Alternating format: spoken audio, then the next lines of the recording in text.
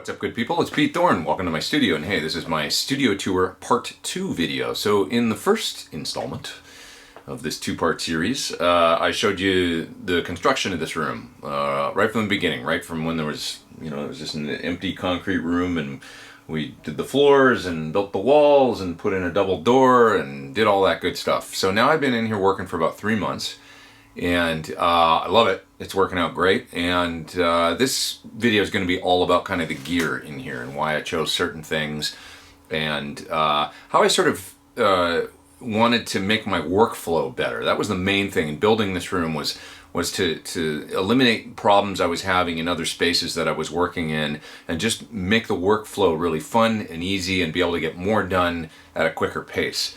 And so a lot of the gear that's in here I chose for that reason, and I'm just going to break it all down and kind of just give you an overall walkthrough of what I got in here, for recording music as well as doing video. So this is going to be kind of a really loose, informal video. I'm just using camera audio because it's easy, but I don't think you guys care for this kind of video, honestly. In that spirit, I'm just going to pick up the stand here the camera's on and move it back a little bit, and you can get an overall view of my desk and my work area here. Now, for video, you can see I've got these great big umbrella lights, which I'm going to get rid of relatively soon. They're cheap. You can get them on Amazon for, I don't know, I think they were $120 or $130 for the pair of them. And they come with the stands, and they've got fluorescent light bulbs in them, but they're great for doing just kind of diffused lighting. And, if I'm sitting here and I'm doing video or my live streams on and I'm talking, you can see right now how dark it is on my face. That's because these things are lighting us up from behind, and it's dimming the camera with the auto dim thing, you know what I'm saying.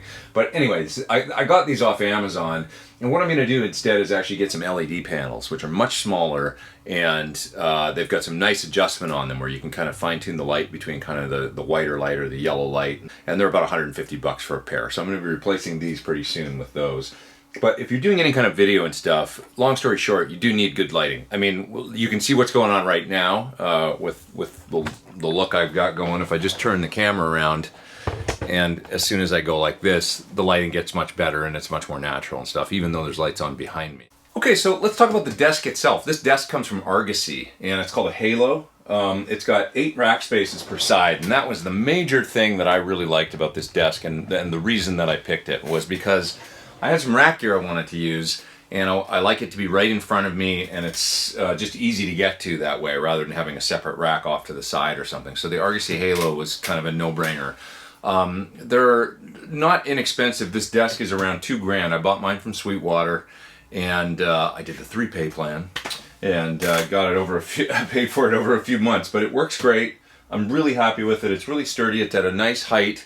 I got mine with the optional speaker stands.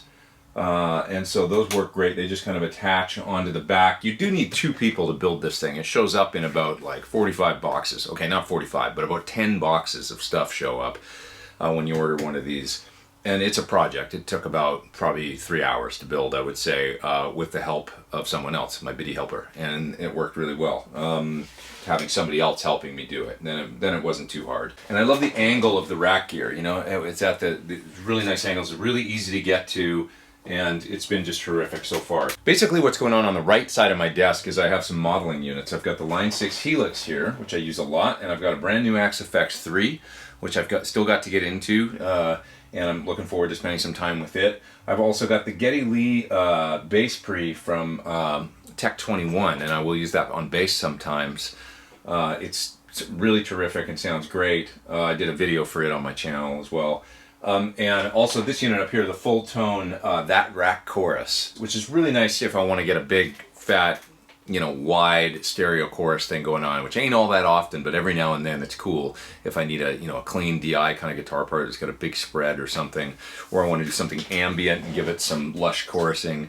I'll just patch right into that. So I've been using the Helix a lot for bass for the last few years, and I've got some different presets that I always go to. I've got my clean and wrapped bass loaded up here right now. That's just the one that it pops up on. And I've also got a clean and big muff bass preset, which is really great for, you know, super duper heavy, low tuned kind of stuff, in the spirit of kind of like Rage Against the Machine and bands like that. Some people use the, you know, a split rig with like a big muff on one amplifier and a clean bass amp for the low end. So I tried to kind of recreate that in the Helix. So I use this for bass a lot.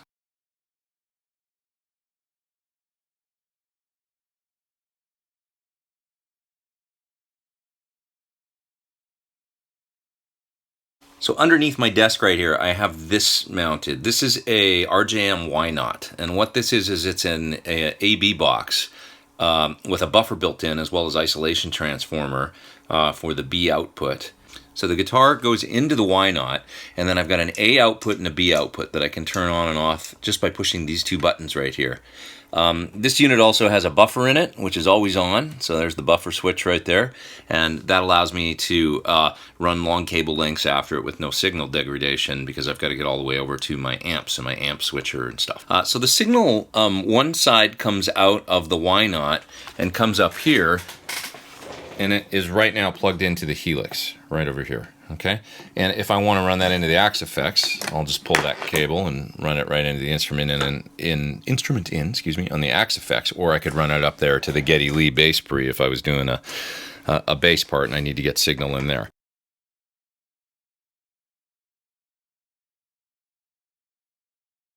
So I want to show you some of the stuff that's on this side of the desk. Number one, my reading glasses. Number two, let's start off with the audio interfaces. So Apollos. I've been using the Apollo 8P now for, I don't know, a year or something like that. And this is an amazing interface from Universal Audio. Of course, allows me to use all the great UA plugins, but also has 8 microphone preamps built in. They sound terrific. I use them to track drums on my record. Essentially, with the UA stuff, they allow you to integrate their plugins with the hardware in a unique way. And one of the things is using virtual mic preamps, and it kind of tunes the mic preamps in the Apollo units to resemble closely, you know, famous units such as Neves, APIs, SSL, and you can just get some really, really great sounds when you're recording. So this unit right here, that's my main audio interface, the Apollo 8P. Now I've got an original Apollo here. This one I've had for many years, going back to about 2014 or 13, I think I got this unit. And it's got 4 mic pre's built in. Essentially what I'm using it for now is DSP. So the plugins, the Universal Audio plugins, they run on DSP that's internal to these units. And what you can do is you can actually daisy chain them together so you can take advantage of more processing power.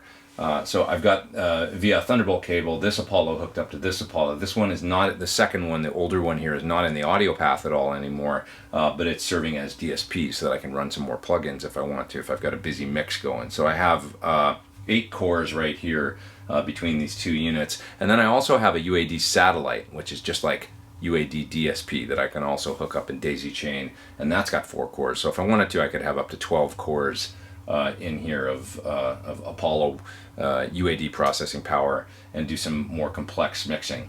So I'm going to skip up to the top of the rack here for a second. This is the patch bay, okay? So this is my first studio with a patch bay, which has been a real revelation because I never had patch bays before, and that means whenever I wanted to patch different pieces of gear into one another, I would always have to get behind the gear and physically be plugging cables from the outputs to the inputs of the other gear, etc., right? So what happens in here is everything is patched into the back of the patch bay, and then all you do is plug cables in right here to route things. So in other words, the Helix that's over in the other rack over there, the Axe Effects, the Geddy Lee bass pre, all that stuff is patched into the back of this. And if I want to take the outputs out of the Helix, let's say, and patch them into my Apollo interface, all I need to do is run a couple of cables, okay? So for example, right over here it says HX out left and right. Okay, so this is where the Helix outputs are. All I need to do is run a cable from here over to here. These are the inputs of my Apollo interface right here, 1 through 8. And I would just take a cable, run them either if I want to do mono or stereo, come out of here and patch in over here to go to the inputs of this guy right here. Okay, it's just gonna be real easy then for me to patch things in. Let's say I wanted to run the Helix through my VAT rack chorus over there in the rack. All I would do is take the outputs out of the Helix and patch them into the input of the VAT rack chorus, which show up down here on the bottom of the patch bay. I would take the outputs of the VAT rack chorus and just run those then over to the inputs of my my Apollo. Okay, so it just allows you to patch gear in really easy if there's anybody out there that didn't know what a patch bay is.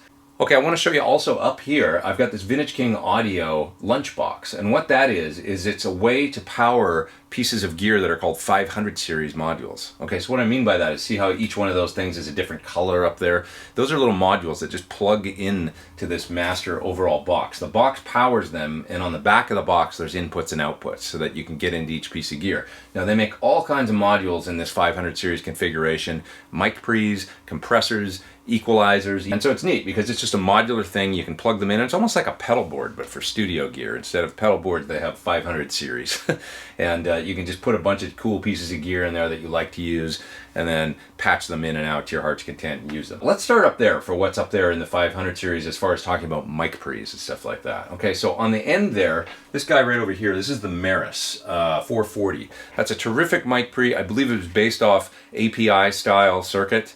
And it's a great sounding mic pre designed specifically for guitar, and you can use it on all kinds of stuff, but it's great for guitar players because it's got interesting low cut and high boost and stuff like that at different EQ points that are really tuned for guitarists. And one of the other really great things about it are through these 1/4 inch inputs and outputs right here on the front, you can patch in pedals. It's a pedal level effects loop. So what that means is if you've got a cool fuzz pedal or a cool flanger or something like that, and you want to patch it in and use it, you can patch in your pedal right there, and it's going to be coming post microphone then.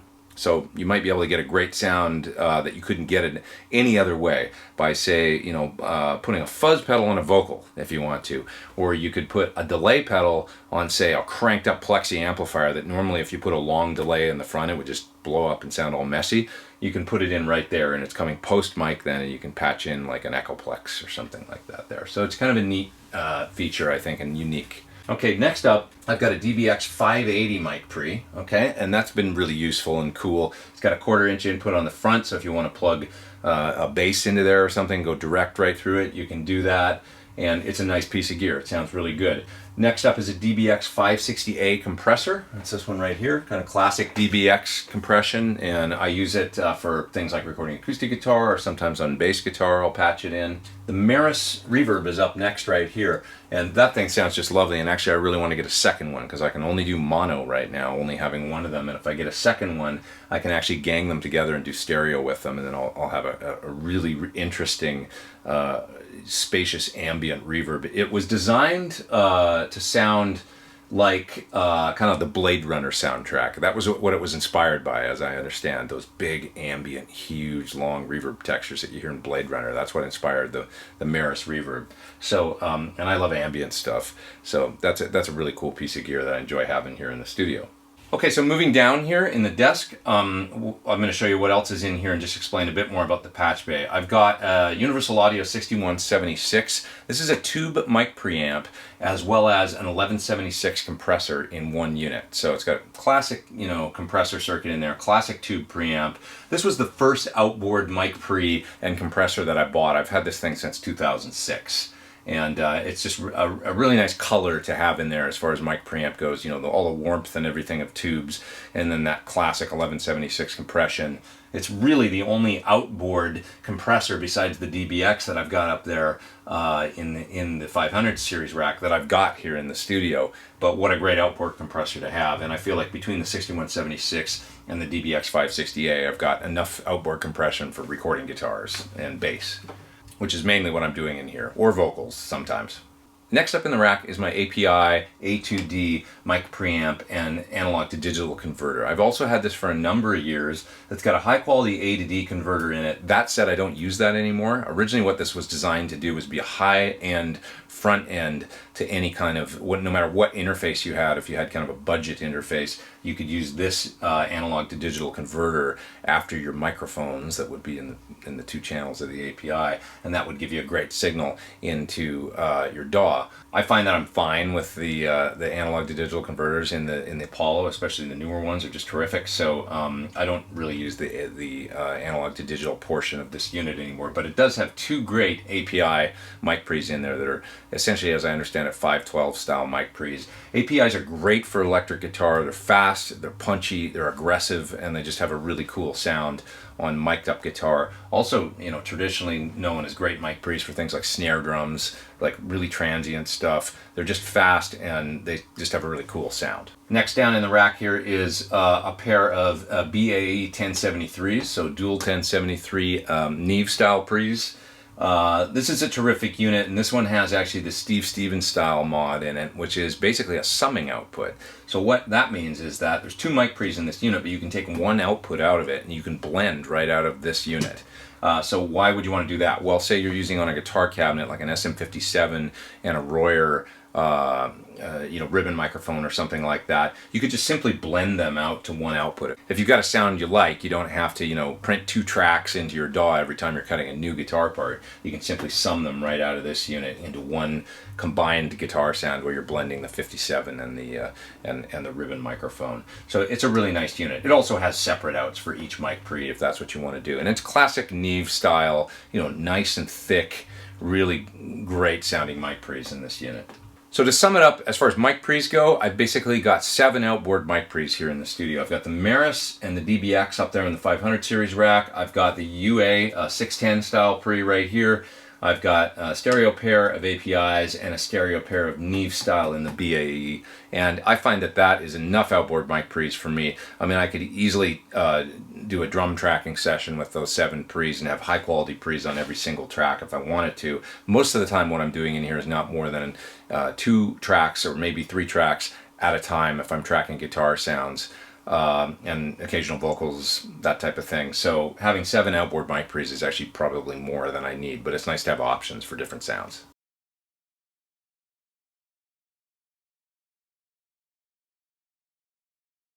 One side of the why not is going to my modelers, essentially. Okay, and you're asking yourself, where does the other side go? I'm sure. So the other side goes over here and shows up on the back of this little Friedman patch bay. This is a little Friedman buffer bay.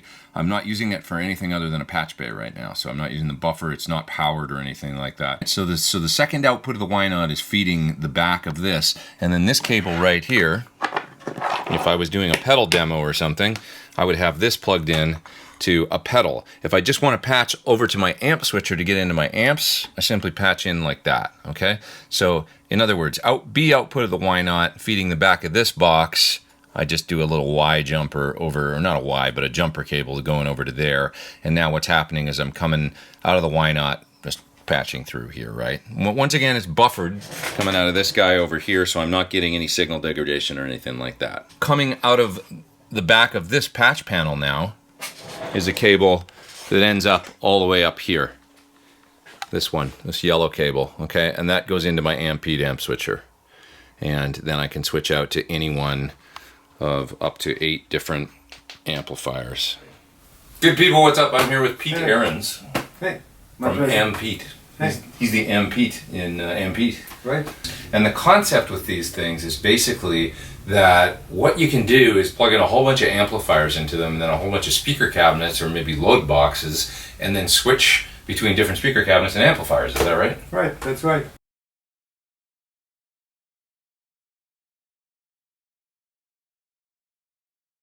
Well, it was actually for a friend of mine, okay. Dennis, with who the idea somehow started. Okay. Because he was, back in the day, he was managing a shop in Germany, Musik Produktiv. Okay. Probably some people know about them. It's pretty decent shop with lots of good stuff. So and he came up to me and asked if I would know some sort of amp switcher for his amp room, and I go, well, look up on the internet and buy one. Right. Can't be that complicated. Yeah. And he mentioned to me there's nothing on the market. Wow. So that was the initial point, and I go immediately, well then, let's see if we can come up with a concept and an idea. I guess that makes sense, because when you're in a great big music store and you got customers in, they want to try different amps. I mean, nothing would be cooler than being able to switch between like 8 or whatever different amps, and then the customer can narrow down what they want. But you must have just been like, oh, light bulb goes off. Like, that totally makes sense for the recording studio too, right? Totally. Yeah. And I mean, those guys were insane. They had at that time about 70, 80 amps in their amp room. Oh, wow. And they wanted to have it all hooked up, which is actually still the case. So you can. If you go to that shop, it's amazing. Wow. And so we needed to come up with a concept which basically is cascadable. So you can just keep adding more and more on. Add more amps to it. Well, I'm going to stick with this for now, because I think that this is enough for me. Right now it's enough, but well, you know how it is. But Your acquisition syndrome, I do. Yeah, I mean, like, basically what I've been doing for a long time now is I just plug into whatever amp, and then I've got a speaker cables coming out, you know, and actually what I've really been doing is reaching behind the amp, plugging the speaker cable in, and that whole thing. And so it's like when you're recording a song, or maybe I'm working on a pedal video or something like that, I sort of just go, well, I'll use that amp today, and you stick with it. And it takes me 10 minutes to kind of hook it up and get going, you know. But with this concept, everything's just plugged in. You hit the on switch and you can just kind of switch, right? Yeah.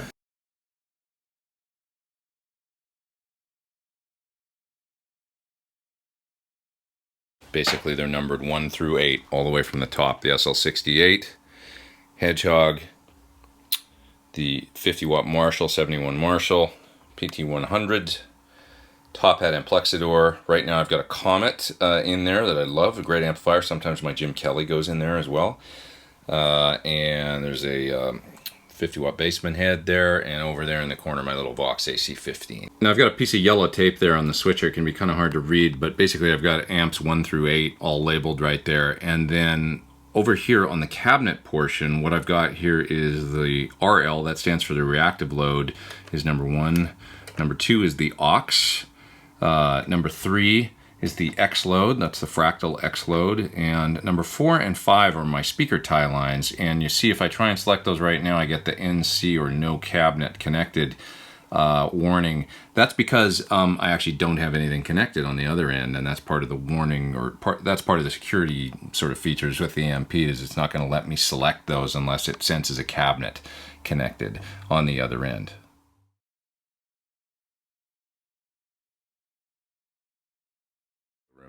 In this room over here, that's where we're going to build ISO. So there's going to be basically a room within a room in there, and that's where we're going to put some speaker cabinets.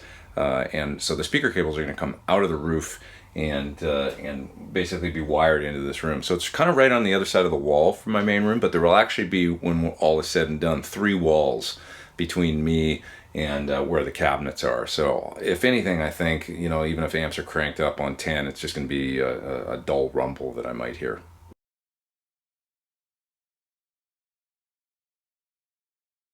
Once again, just the signal path. The guitar gets plugged into the Y knot.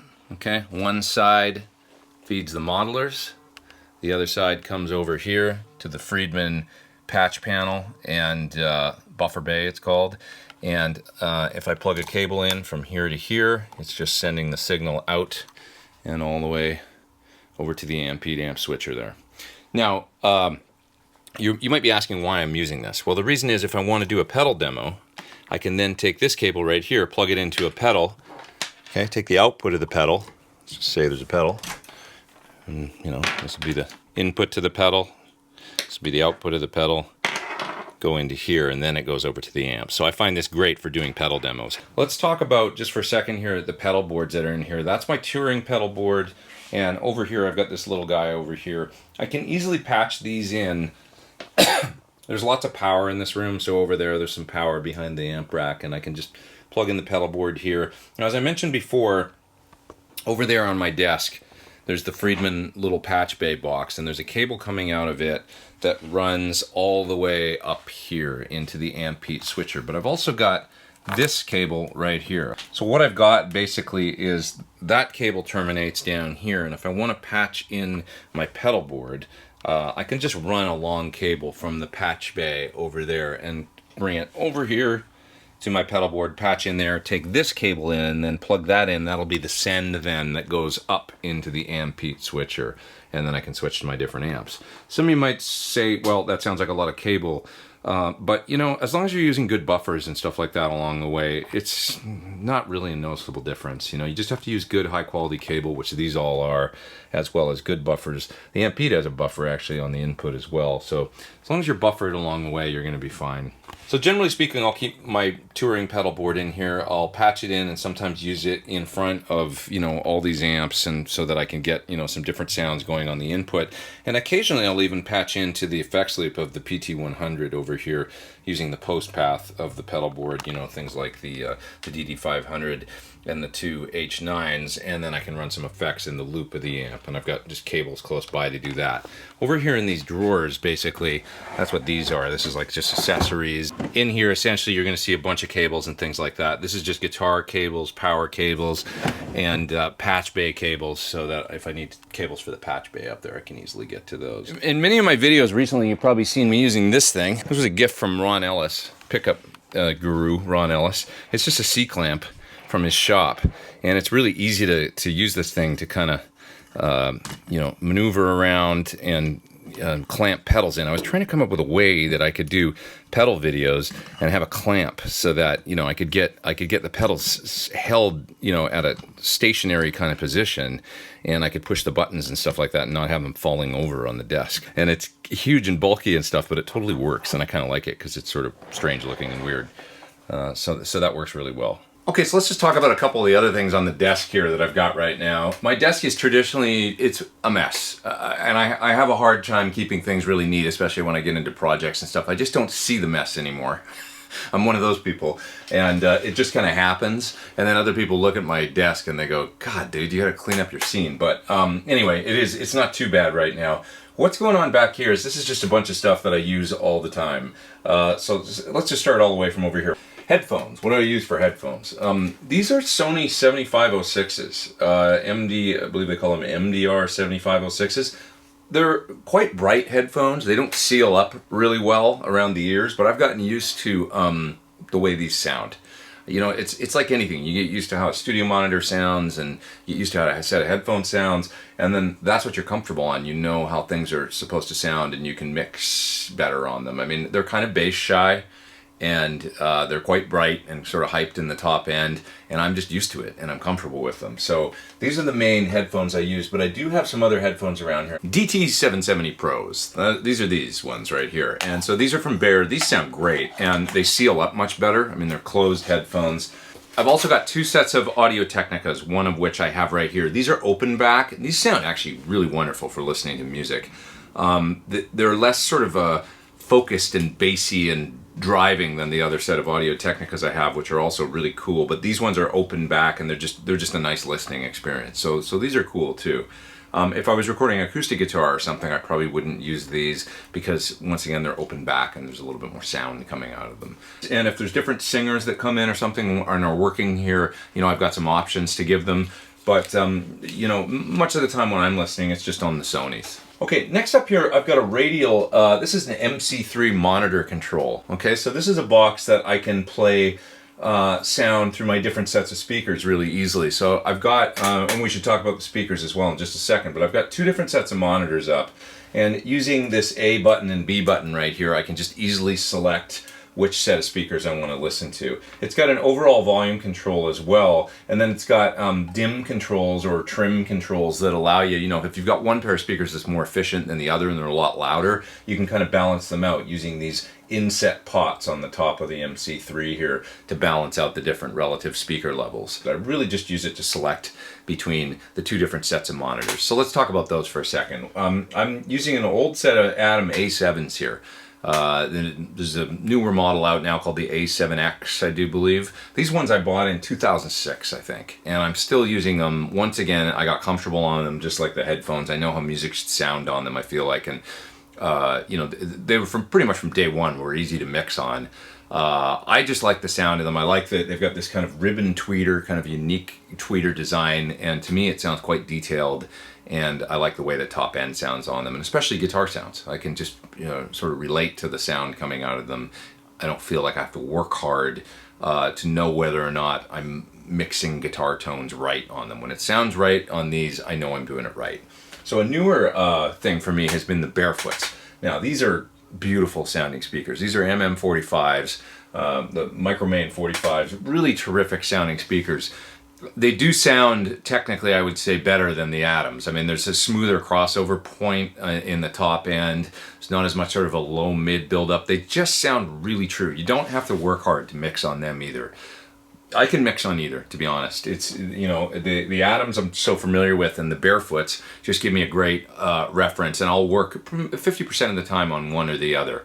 If I'm going to listen to music, it's usually on the Barefoots. It's great having a couple set of speakers so you can listen to things with some different perspective, and just when you're mixing, you know, it's great to, you know, I find check things on headphones, check things on the two different sets of speakers. If I'm getting really picky, I'll, you know, maybe go and listen in my car or something like that, get some different perspectives. Okay, so what's next? I've got this Pedal Power 5, Pedal Power ISO 5 here on my desk with power cables plugged in for the various pedals.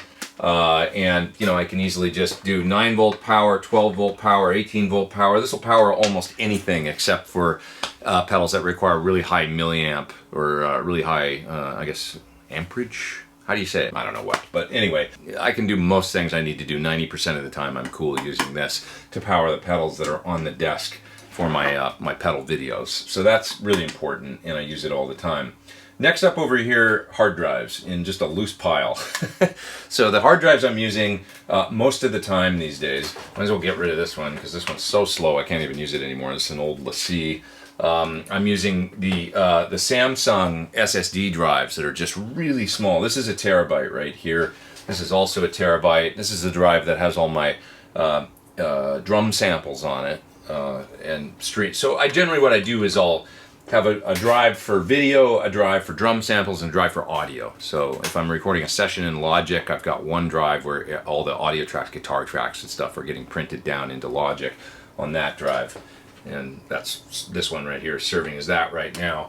And then if I'm doing Easy Drummer or Steven Slate drums, that kind of stuff, I've got the drum samples from those programs streaming off another disc. And I find those SSD drives are coming down and down in price. They're so cheap now, really. I bought a terabyte Samsung T5 the other day on sale for $200 with tax.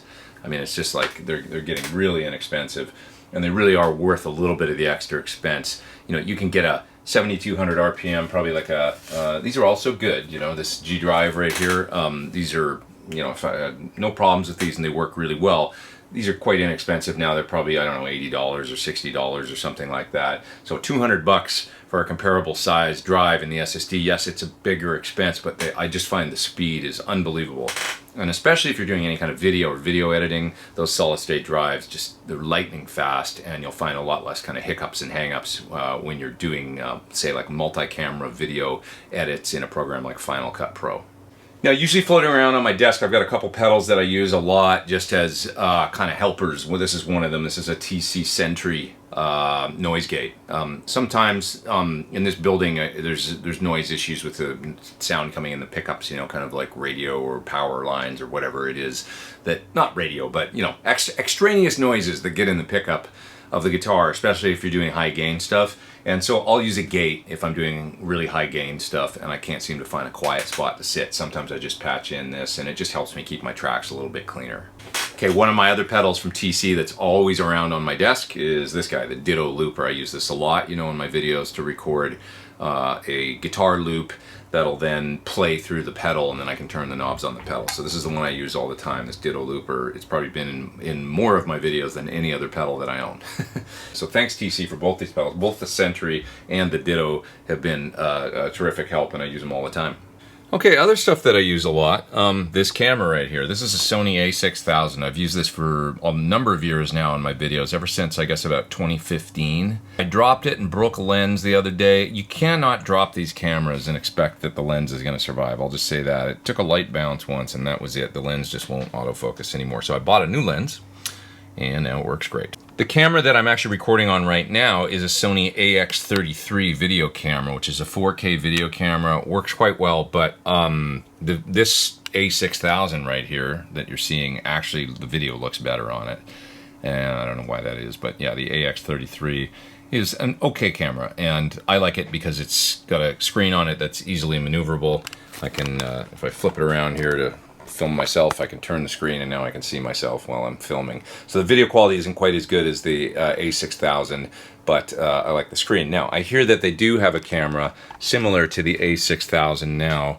It's maybe called the A6400, something like that, and it's got a screen that you can flip around, and it's this this style body camera, not a DSLR, but a mirrorless, but whatever they call these things. I'm an idiot when it comes to cameras. Long story short, I use consumer grade Sony cameras that are, you know, under $1,000, and I find that they work quite well. Okay, so another really cool thing that I use all the time is this stand that this camera is mounted on. This is a stand from Triad Orbit, and you can see it's like a C-clamp.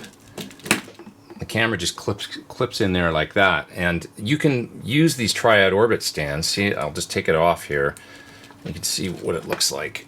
It looks like that, and it's just like a C-clamp, and they've got various attachments that you can put on them so that you can mount things just about anywhere. So I can just clamp this right onto the arm here. I'm literally like just clamping it onto my Line 6 Helix, and then you can maneuver the camera in any way that you want. And this is just brilliant for like doing video when you're trying to film pedals, or, you know, trying to get a camera into an you know, at an interesting angle in your studio or something. You can clamp this on to just about anything, onto the corner of a desk, and it's just really great. I'll take the camera off really quick here, and I'll show you one of the other mounts. This is an iPad mount. Okay, so this is also from Triad Orbit. If I simply just mount that into there like that, I can then take my iPad, put it like this, and now I have my iPad mounted, and now I can just maneuver the iPad around in any way that I want.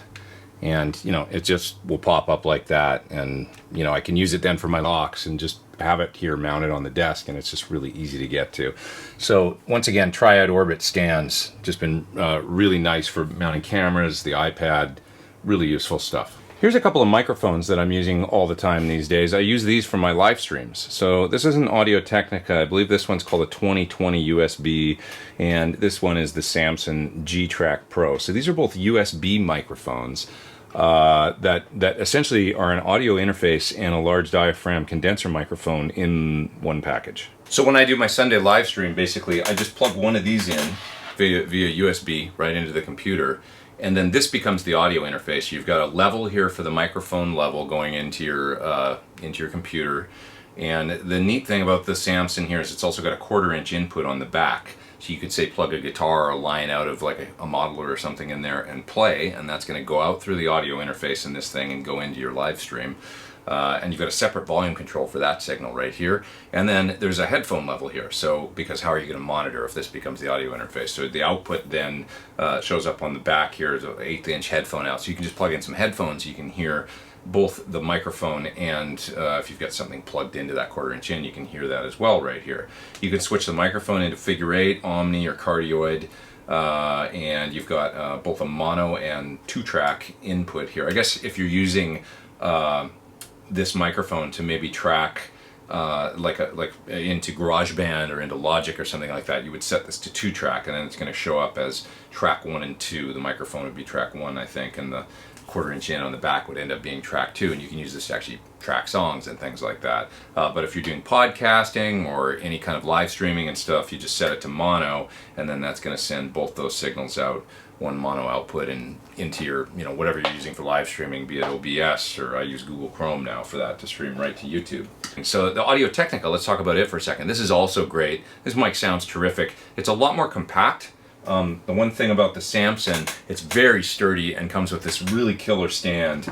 The Audio-Technica is smaller and lighter, but it does tend to fall over a little bit easier. So it just depends what you want. If I was traveling on the road and I was just going to be doing some live streaming and stuff like that, I would probably just take this guy because it's so much lighter, and I can put it in my bag, and it's not going to, you know, add a lot of excess weight or anything like that to a suitcase. Whereas, you know, this guy works great here in the studio, and sometimes I do patch into that 1/4 inch in on the back. So they've both got nice features. This also has a 1/8 inch headphone out on the back so that you can monitor the microphone signal And I like both these. I mean, the sound of them is both terrific. And when I moved from using my laptop microphone to using one of these for doing my live streams, it upped the audio quality like exponentially. If anybody used to watch the old ones that I did where I had my laptop mic on, it was super noisy. And so these I highly recommend to anybody doing a live stream type of thing. Another microphone here in my studio that you hear me using a lot is this Mojave MA200. Okay, so this is a mic that I have patched in. You can see there's a cable plugged in. It's just running over there. It's going to actually that second channel on the API right there. And so this is the mic that I generally use when I'm recording voiceover for video. You'll hear me talking through this quite often in my videos. And I just print an audio track into Logic basically while I'm talking through this microphone. And I'll usually have it back a few feet. And I'm actually running it through input 3 on the UA Apollo there. So this is what it looks like in UA console if I pull up the processing that I've got on the channel that the voiceover mic's going into. I've got an 1176 style compressor plug-in here, as well as an LA2A style compressor plug-in here, and I run the microphone with both of those, and they're both just set to compress just a little bit, and that tends to give me a really nice present sound on my voice in my videos. And I'm coming basically out of UA console then and printing channel 3 into Logic. So a lot of people ask me what I'll use to edit video, and it's a program called Final Cut Pro. And you can see I'm editing a video here right now for a Tech 21 fly rig acoustic where I'm actually playing electric through it. But anyway, so I'll record all the video on my 2 different Sony cameras. And you can see all the individual videos just show up here on the left side. And then there's all my audio files, so voiceover as well as the song from the beginning of the video and all that good stuff. And all that stuff gets edited and trimmed and everything and combined and synchronized in Final Cut Pro. And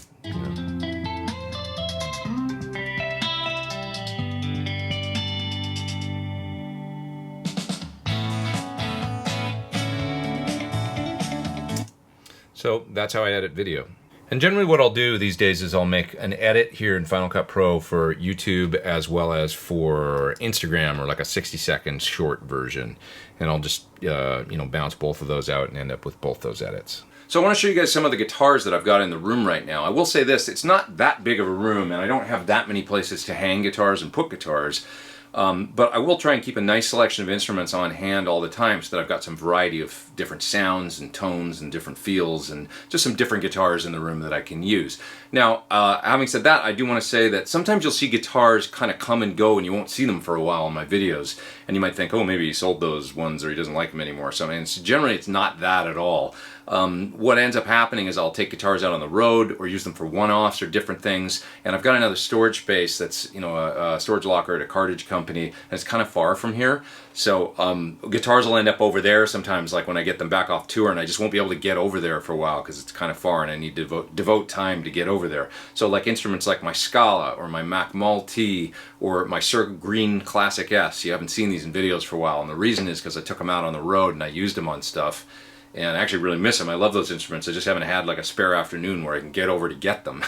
So that's really the reason why instruments come and go and why you don't see them sometimes in my videos. But you'll see them back, that's for sure. So right now I just want to show you kind of what I got in the room right now as far as a variety of guitars and what I've been using lately in here. Basically I'll keep enough guitars in here to kind of have a variety so that I've got different things to use for different sounds. You can grab, different sounding guitars for different parts and that kind of thing. I've always got, of course, a PT Signature from Sir around in here, and it really is my main guitar that I use most of the time. It's a great jack of all trades guitar, and it's just kind of my main squeeze. And you guys know it's got the Thornbuckers and the cool Wilkinson locking bridge and plenty of pickup switching options and stuff. So it's just super versatile. I'm just going to kind of go around the room here and see what else is in here right now. I've got my Warwick bass over here that I love so much. That's been the main bass that I'm playing on everything now. And then this is my old Telly. It's got Ron Ellis pickups in it. I love that guitar too. That's generally in here. I've generally got a few acoustics around. This is an old Larvae I bought around 2000 or 2001. That's just a really, really good sounding guitar.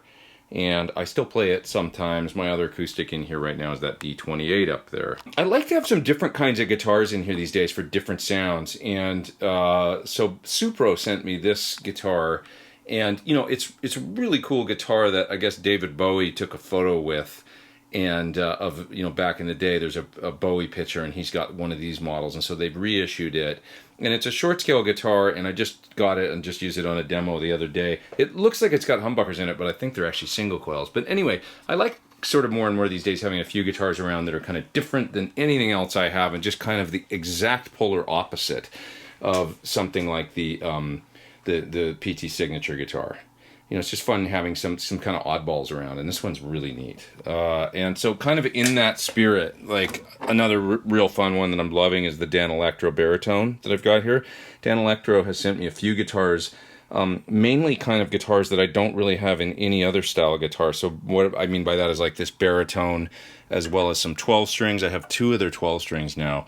And they're just really, really cool guitars and fun guitars to play. I've got my Gilliaran Bone there in the rack. That guitar weighs about 4 pounds and sounds really cool. There's my old Strat in there. And you guys know I got that guitar. Oh God, I've had it forever, like 10 years ago. Taylor 12 string is there in the rack. That's the only 12 string acoustic I own, and probably the only one I'll need ever. Van Halen style guitar with ash body, hard ash body. It's quite heavy.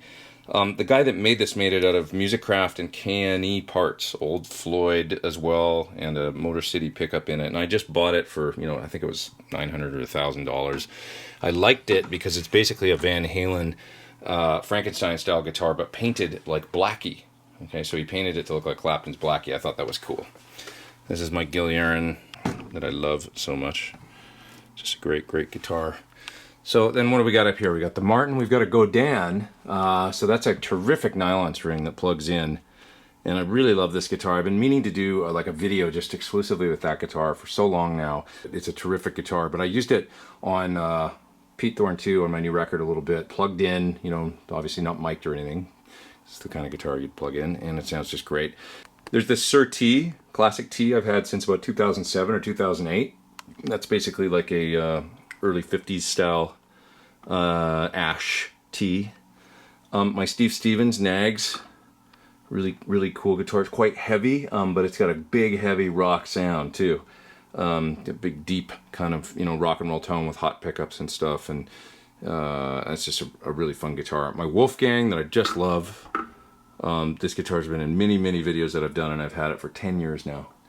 And it's hard to believe that much time's gone by, but yeah, 10 years ago, I actually got to go pick this up from 5150 and Matt Brook and Ed, and I just love that guitar.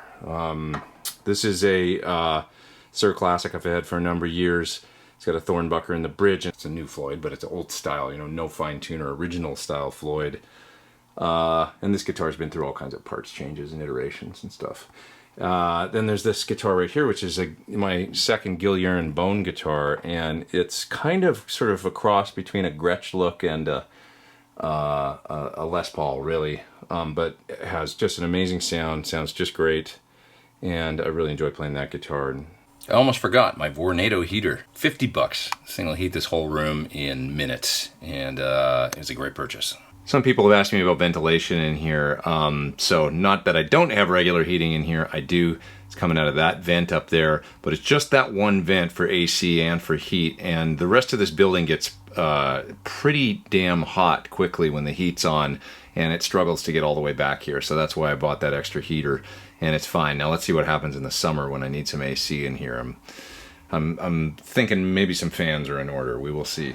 So thanks so much for watching my studio tour part 2. Hope you guys enjoyed that. If you got any questions about any of the stuff in here, about how I'm patching in or using any of it, please join me on my Sunday live stream. It's on my YouTube channel at 11 a.m. Pacific Standard Time every Sunday.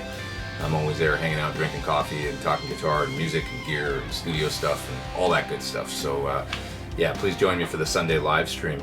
Hit subscribe if you haven't, and please share this video if you dug it, and come back and see me for more videos real soon. I am Pete Thorn. Take care.